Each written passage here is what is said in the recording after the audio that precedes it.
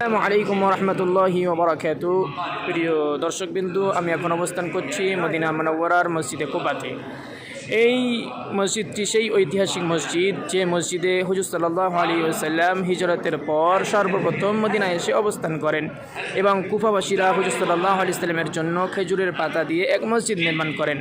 এখন আর সেই খেজুরের পাতা নেই, দেখতে পাচ্ছেন আপনারা বিশাল বড় মসজিদ আকৃতি নিয়েছে। আলহামদুলিল্লাহ। দেখেন, ঐতিহাসিকরা বলেন যে ইসলামের ইতিহাসে সবথেকে প্রথম এই মসজিদটি। মাশাআল্লাহ, হাদিসে সাহিহর মধ্যে আসে, নবী করিম সাল্লাল্লাহু আলাইহি ওয়াসাল্লাম বলেন, মান তাতহারা ফি বাইতিহি সুম্মা আতা ফি মসজিদি কুবা ফাসাল্লা ফিহি সালাতান কানা লাহু কাআজরি উমরা, রাওয়াহু ইবনে মাজাহ ফি বিসানাদিন সাহিহ। নবী সাল্লাল্লাহু আলাইহি ওয়াসাল্লাম বলেন যে নিজের ঘর থেকে পবিত্রতা অর্জন করে আসবে এবং মসজিদে কুবায় আসবে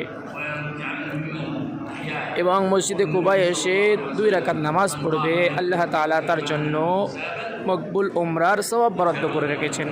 তাই সমস্ত দর্শনার্থীর জন্য আমার বিশেষ বার্তা যে আপনারা মসজিদে কুবায় মদিনায় অবস্থানরত কালে বেশি বেশি মসজিদে কুবাতে আসার চেষ্টা করবেন এবং 2 রাকাত নামাজ পড়বেন।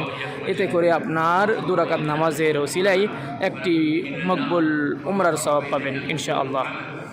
আল্লাহ তাআলা আমাদের সকলকে একাধিকবার এই মসজিদে কুবাতে আসার তৌফিক দান করুক এবং বেশি বেশি করে এখানে 2 রাকাত নামাজ পড়ার তৌফিক দান করুক। আমিন সুম্মা আমিন। আসসালামু আলাইকুম ওয়া রাহমাতুল্লাহি ওয়া বারাকাতুহু।